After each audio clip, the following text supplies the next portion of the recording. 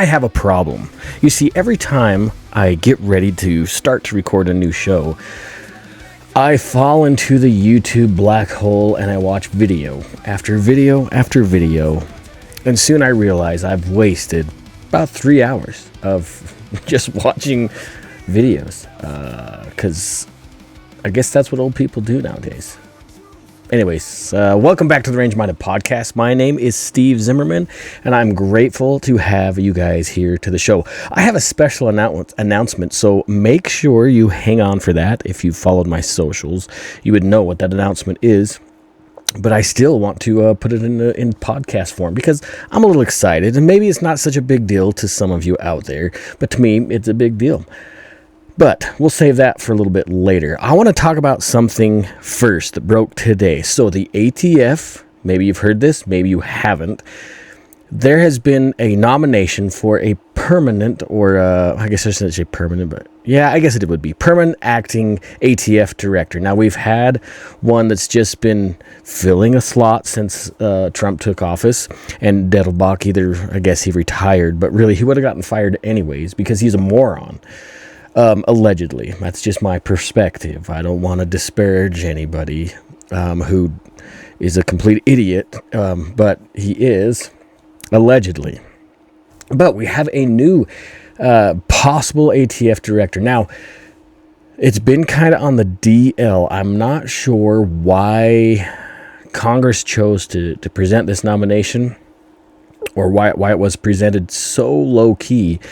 But it was, and I imagine it was to keep the anti-gunners at bay, because from what it sounds like, this individual might be an actual good choice. We have never, at least in my lifetime, and probably in a longer time before that, I don't even remember how old am I, 47, 46, I don't even know how old I am. But since I've been paying attention to the Second Amendment community, we've never had a pro 2A director of the ATF. In fact, every time it comes time to replace that director, that acting director, it has been somebody more and more progressively anti-gun every time. All the way up to Dettelbach. Now, here we stand today, 2025, November, 19th. Man, time is flying. Thanksgiving is coming up. Holy smokes. So now we have somebody. So since January, when we had Patel was acting ATF director for a short time, and thank goodness he's not there anymore. I can think of other things he would be much better at. ATF director is definitely not one of them. In my opinion, Patel has been a fairly large disappointment. But I can't remember who they had acting there now. It's probably in my show notes. But now we have this next guy. His name is Robert Cekeda. So, to be honest and forthright, I was really stressed for time at work today. I do too many things for work. If you know, you know. So I was really stressed for time, so I used AI for a lot of this research, so there's probably some stuff that's incorrect. I'll just tell you that straight up.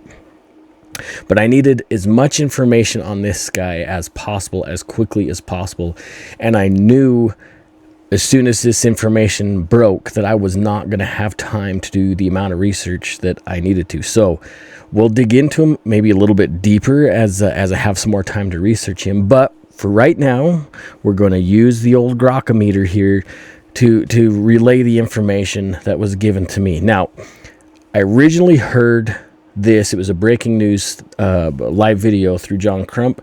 I follow him on X. He's pretty on top of things. He's got some great connections. So I watched his live video this morning. And so immediately after that, I needed to find out what was going down.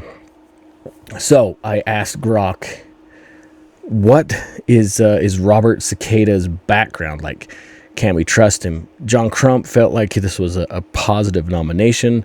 There was lots of rumblings on Twitter or X, whatever you want to call it, that were very positive. Things were looking up and up for this individual. Sorry, I've got to make some adjustments with my headphones here because it feels like it's got to be pretty loud for you guys, because it is loud for me. So last week, after I recorded the show last week, I was an idiot and I messed with a bunch of stuff on my board, and it totally, like, I re-downloaded the driver for my particular board, and it made a mess of all my settings, and I spent like 4 hours after I recorded the show trying to fix my settings, and it's still, I don't know if I got it, but that was completely squirrel moment. So let's see, Robert Cekeda. So Cekeda has 30 years law enforcement experience. 20 years of that is with the ATF. So he has spent a lot of time in 1992 to 2000. Again, this is what Glock could dig up for me. So take that for what you think it's worth. From 1992 to 2000, he was on just a regular beat cop in New York, detective. After that, he became a SWAT officer. He worked SWAT, also did some narcotic stuff. By 2005, he was hired by the ATF, and this was in Baltimore. So he was probably a busy dude in Baltimore. And he did that from 2005 to somewhere around 2011. In 2011, he stayed with the ATF, went down to Tampa, and worked as a special agent in Tampa, doing general enforcement responsibilities, whatever that may be. Now, each field office, I'm sure, the workload is different at every field office that the ATF goes to. I imagine from Baltimore to Florida, he was probably very busy, and he probably saw a lot of stuff. Now, somewhere after 2013, he moved to the headquarters, ATF HQ, and there's not a lot of information that he could dig up. But this is what it says, is Project Officer in Firearms Operations Division, Frontline Branch. So whatever that, you can take from that whatever you want. Around, and we're not sure, Glock couldn't find the dates that he did that. It started in 2013, and we don't know. By the end of 2018, he was resident agent in charge in Miami, with the Miami Fields office. So probably still pretty busy. Looks like he was doing some drug trafficking task force stuff. So he probably saw some crazy shit down there. In 2018, he went as a assistant special agent in charge in Philly. So another probably fairly busy branch, field office there. Then he went back to Baltimore as a special agent in charge. Also had covered some stuff in Maryland and Delaware. In 2001, he went back to Miami as the special agent in charge of the field division in Miami. In 22, for a few months in 22, he was, back to the main office at the ATF, provided operational and regulatory oversight for 19 states. So very, very deep experience there, I'm sure. Anyway, well, I'm not going to go each one of these. Nonetheless, he spent a lot of time, whether if he was just a beat cop, to SWAT officer, to working a lot of different aspects for the ATF, whether it be local field offices or the main head office. A lot of experience. I am going to say this, though. In 2025, April of 25, he was put in as the deputy director of the ATF. So he was the number 2 guy. So he was still doing a lot of work. He was working, whether it be gun crime or arson, explosive, drugs. Like, he was doing a lot of stuff as the number 2 guy. He was just overseeing a bunch of things going on. It sounds like he's an experienced dude, like I say, but there are a lot of pro or supportive comments, I guess is the best way to put it, from some of these bigger gun groups. So it sounds like the NSSF is okay with him. American Suppressor Association is good with him. GOA, I guess, is going to be okay with him. It really, what it comes down to is we don't know for sure until that person is in office and doing something. I mentioned Kash Patel, if you remember, during the election cycle. Yeah, I think I said that right. Kash was like, we were all excited for Kash, weren't we? It seems like as the FBI director that he's kind of really not.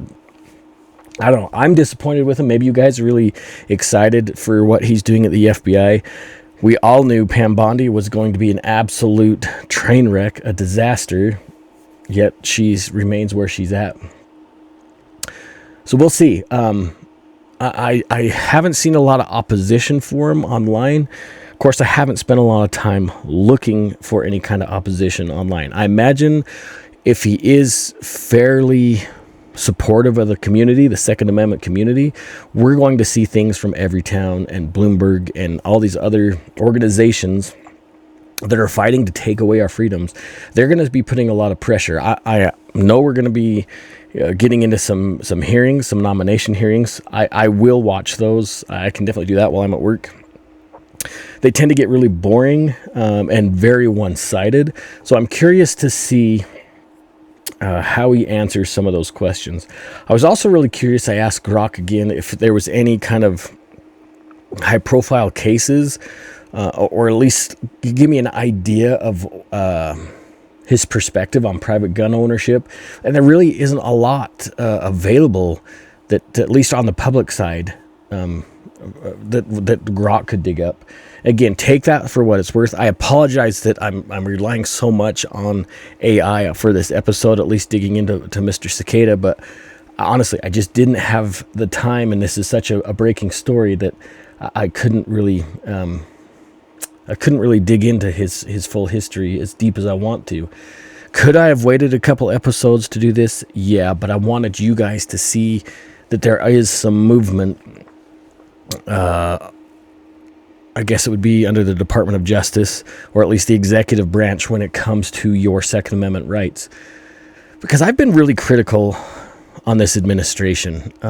Yes, there have been some really good regulations, or some easing of things, at least from the 2A perspective, from this administration. But I still stand that the comment that I made over a couple different episodes over the last year, that Trump, more negative things have happened to the Second Amendment under Trump's administrations than any other president. And you can go back and listen to some of those episodes. And maybe I'm wrong. You can disagree with me. I'm totally cool with that. But I want to hear where you think I'm wrong.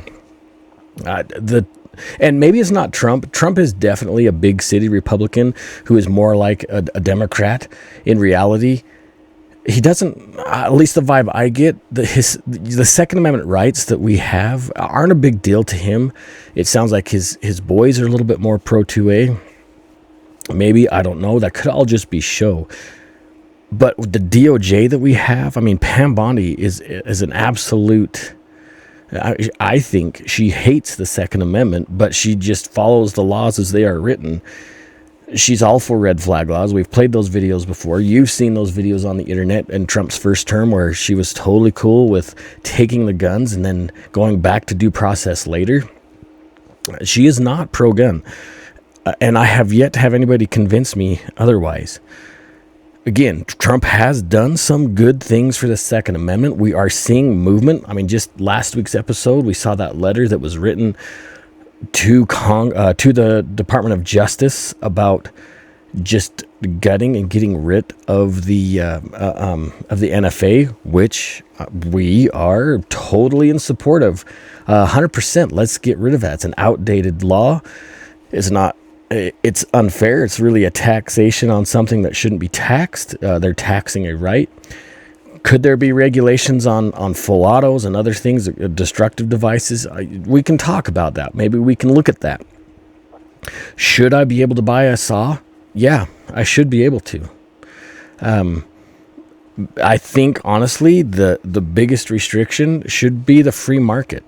if somebody wants to sell a full auto and they're selling it for 50 grand, so be it. Let that be the limiting factor. We don't need to take away the people's right to defend themselves. Yes, even with full autos if necessary, just because some group says they're scary. Yeah, it's really ridiculous. Anyway, I'm curious about what you guys think about this hopefully future director of the ATF. Again, his name is Robert Cekeda, and we'll see where this goes. I promise I'll do a little bit better research on him when time comes, because like I said, I was swamped at work today. I couldn't really dig into it as much as I want. I had like 2 different meetings, plus I'm trying to build parts, plus I'm trying to do a couple other things at the same time. So time just really got away from me today. So we'll go from there. If you guys have heard anything pro or negative about Mr. Cekeda, please share that in the notes. Jump on my X account or Twitter, whatever you want to call it. That's where I have been the most active lately. You can still do it on Instagram or TikTok. I've kind of bumped up some of the use on TikTok again. I hate TikTok, I'm not going to lie. But I do get a little bit of traction there every once in a while if they let me. That's the problem, is as long as I don't show too much of a gun, or TikTok's screwy. But X has been the place that I've hung out the most. You can find my X account at it's at range-minded, all one word, at range-minded. Not the you know what I'm saying. You know what I'm saying. Range-minded on X, Range-minded podcast on Facebook and Instagram, Range-minded podcast on TikTok. So that's where you can find, obviously, YouTube and Rumble. Like I said, if you've heard anything pro or con about Mr. Cekeda, put those in the comments. It's important for us as a community to be involved, to help each other out, to inform each other. This is a big deal.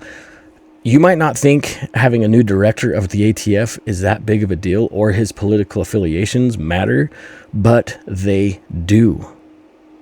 They do, absolutely, because how they bring laws to Congress, or interpretations to Congress to pass laws restricting your rights, that is a huge deal. And how they enforce laws when they send the door kickers to somebody's house, that is a huge deal. And if it happens to one person in our community, it may as well be happening to everyone in the community, because any infringement is an infringement, and we can't sit idly by. We have to be actively engaged in our rights, and that includes helping each other out. So there's that. All right, let's jump into this next thing. You guys have probably noticed or heard. Man, let me mess with my volume settings again here, because it is like hitting super hot. I don't know if it is for you guys, but it is. Man, it's pounding. Let's talk about the Glock V. So we shared, I don't remember if it was last episode or the episode previous or 2 previous. I don't remember. Honestly, after I'm done editing a show, I'm publishing it, I don't revisit it because I've spent too much time on that episode. We see that the Glock V has made it into consumers' hands. It's out there. There are videos of YouTubers shooting and sharing their views on the new Glock V, which really there's not a lot of difference. I shared with you the drawings. That was the last episode. I shared with you the patent drawings and what they've changed on the slides. If you've watched any of those other videos or some of the other pictures online, you've seen what they've changed on the bottom or the inside of the slide. Great, super. The intent of those ridges and the changes on the back of the frame with the steel inlay was to mitigate the ability for it to accept a fun switch. Now, apparently, if you've looked on anywhere on the internet by now, it's all over the place. Somebody had 3D printed a switch and installed it on the new Glock V slide. So where is Glock going to go from here? Now, they've capitulated to the state of California and other lawsuits. They've bent the knee. Mrs. Glock is too busy getting Botox. Whoa, that sounded a little sketchy there. Too busy getting Botox and selling organic material from a thoroughbred that maybe she's just doesn't care about the firearms industry, at least in the United States. Maybe she's not as pro-gun as her husband was. Maybe there's an issue there that we need to dig into a little bit deeper. Who knows? But here's the problem. So we already know that the powers that have taken Glock to court because of their easily converted pistols are going after Ruger for the RMX. They're going to go after Smith & Wesson. They're going to go after SIG. They're going to go after any striker-fired semi-automatic pistol company. They're going to do it. And that's why I posted that, and that's why I mentioned last week in the video last week that these arms manufacturers need to come together, and they need to tell these states that are taking their fellow manufacturers to court to get stuffed. Because the whole goal of these lawsuits is to make business so expensive in the United States that their products will not be available to American citizens. They don't have to take away the Second Amendment. They can take away the products that Americans use for self-defense by making business extremely difficult. That is the point. That is why these organizations are going after these manufacturers. And until the manufacturers grow a backbone, and until our legislators and the lawmakers grow a backbone, and tell these states to back off because of the Lawful Arms Commerce Act, this is just going to keep happening.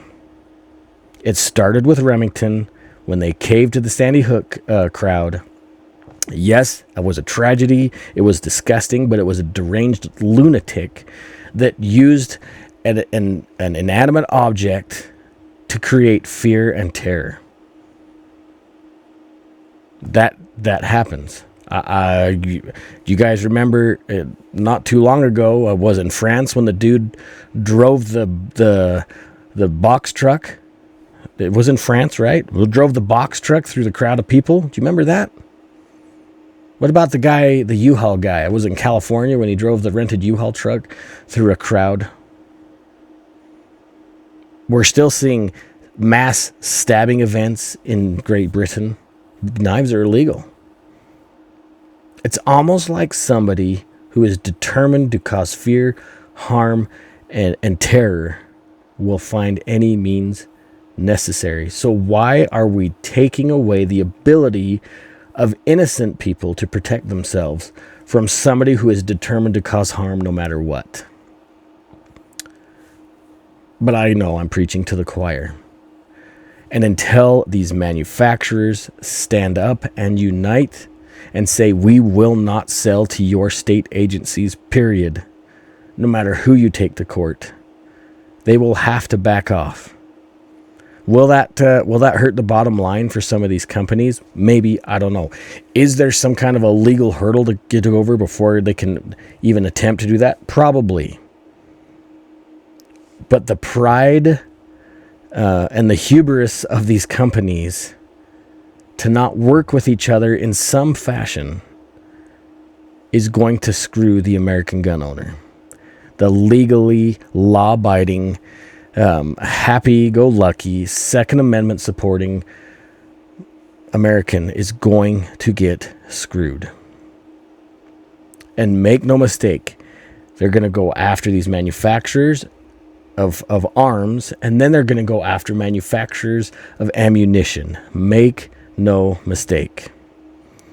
It will happen because they want to thwart any possible way of a free armed society.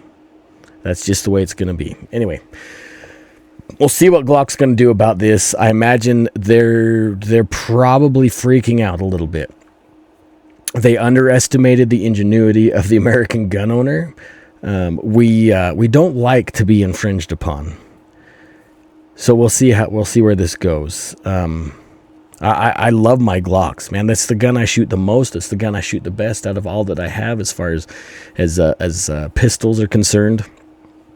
We'll see. Smith & Wesson pissed me off a lot a few years ago.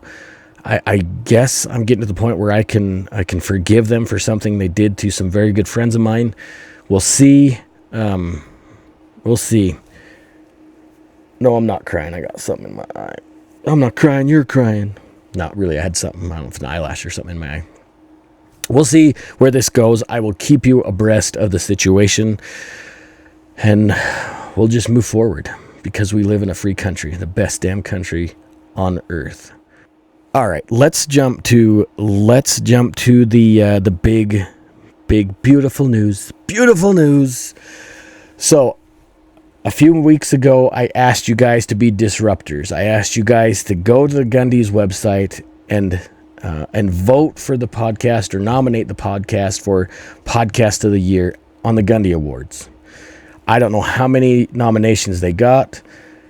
Apparently, not enough. Because I was nominated. I'm on the list. I'm in the running for a Gundy in the 2026 Gundy Awards. So I am absolutely stoked. I am honored that you guys were able to do it.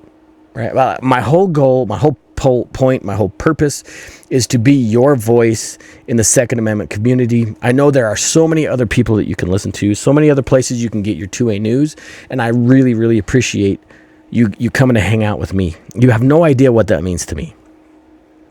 And though this nomination may not be something amazing, who knows, maybe they hand them out like candies. Maybe there's 200 2A podcasts that were nominated. I don't know. But I know I'm one of them. And I am stoked. I'm absolutely stoked. So here's where we go from this point. Voting does not open till December 1st. I know there's at least 3 of us in this category because I've seen their posts on Instagram. And I mean nothing but the best for these other folks. We're all in this same space together. But it would mean so much to me if you would cast your vote, because you only get one vote in this category. So it would be great, and I would be humbled if you let me represent you guys at the Gundys. So December 1st is when the voting starts for Podcast of the Year in this, well, any of the categories, honestly. That's when the voting starts for the Gundys. So December 1st to December 15th. So we have a fairly small window to get this done. So please, it sounds like I'm begging. I guess I kind of am begging. I'd be honored if you voted for the show for Podcast of the Year. It's super rad to even be nominated. There's hundreds of thousands of podcasts. There's millions of podcasts, and who knows, many tens of thousands of 2A podcasts out there. And to be in the running for a Gundy, it means a lot to me. And it'd be super cool to have that sitting back here on the shelf somewhere, so you guys could enjoy it with me. It'd be super rad. So, this is what I also need you to do. If you like the show, whether you listen on Spotify, YouTube, someone said Vimeo. Holy cow, it must be late. Wherever you get the podcast. It is late. My mind's not working. Rumble, that's the other one. Please, like, subscribe, share it with everyone that you know. Please be active in the community. I want to make some things happen with this show, and this is one of those steps to help me make this show better for you. I want to be able to present as much information, detailed information, and have fun with the listeners. Like, I want to be able to share things in a way where it's just a good time. And at some point when we go to events, I want to be able to give you guys stuff. Like, there's so much stuff that I want to do. And this is the first step to making, or at least one of the steps of making that happen. And I'd be honored. So anyway, like, share, subscribe, comment, whether if you're on one of the podcast platforms, just give me a good review, say something about the show, and share it. I can't express how important it would be to share share this show out. It helps a lot. And I know you hear that from every YouTube channel. And the reason why that's so helpful is it shows YouTube or Rumble that the show is getting some traction, and it bumps me up a little bit in the algorithms. I feel like what I share has some value. Maybe it's because I'm passionate about the Second Amendment and our freedoms in this country. It means a lot to me. And the more traction I get, the more things I can present to you guys, and the more informed you can be. I'm trying to work towards maybe getting some concealed carry classes or firearms classes set up in my area. I'm going to work with, he doesn't know this yet, so when he watches this, he's going to be super surprised. I want to work with, actually, I'm not going to say his name yet, because you never know. You never know. There's some other types of classes I want to get set up in the area to offer some information if you guys are fairly local or willing to travel. I have some access to some pretty awesome classes, some friends of mine, and I'd like to share that information with you guys as well. It's a good time. Any kind of time you can spend on the range or in the classroom learning first aid or other methods of defense, it's important. Anyway, I'm just rambling, honestly. I'm just sharing information for no reason. Is there anything else we should be talking about? Let me see here if there's anything else in my show notes. I don't think so. I think I've covered everything. This is going to be a fairly short episode for you guys. I guess lastly, I'll dive into a monologue and just speak from my heart. You know, the Second Amendment, our freedoms, they're really just one vote away. We recently saw this election in New York City, openly voting for a communist to be part of the administration of that city. It's going to be interesting to see what that experiment produces. Probably not some good things for some of the residents of New York City. Maybe I'm wrong. Maybe in this case, communism will work for once. My anticipation is that it won't, because it's not going to make a difference, a positive difference in those New Yorkers' lives. So what do I mean by that? Where am I going to that? Is local elections matter the most to you. I know we've talked about this ad nauseum. Get involved in your local politics. If there is a space, like in my example today, there was a space for Idaho conservatives. I jumped in there for a few minutes. I didn't participate. I just listened.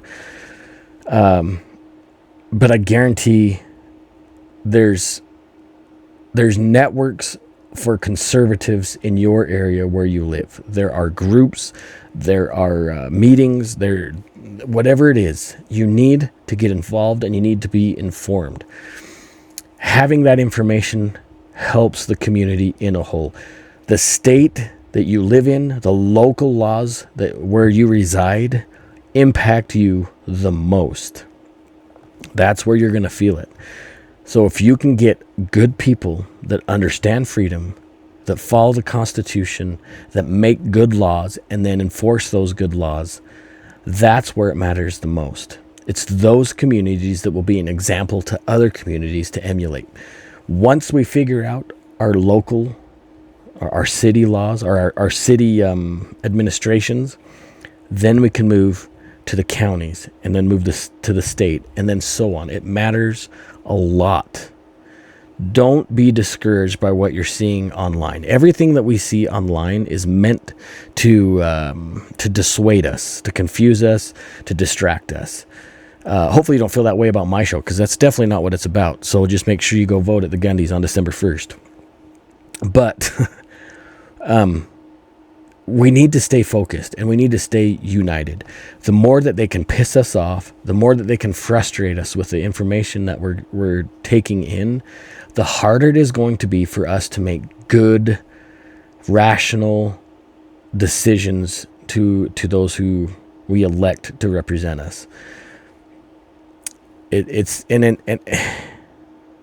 I guess what brings me to that is, I'll share this too. This is, I guess, part of this monologue. So I was watching the Y-Files. If you don't know what the Y-Files are, you're totally missing out. It's awesome. He recently did something in conjunction with the Sean Ryan show. I think it was a little separate podcast that Sean Ryan's doing. I don't remember the guy that does the Y-Files. I apologize. But he went down this misinformation, like how to recognize if we're being manipulated with misinformation. That is a fantastic little video on YouTube. Once you start seeing how that you're being manipulated and the process of brainwashing, I guess it's not really it, but being manipulated, coercion, that kind of stuff, it's pretty interesting.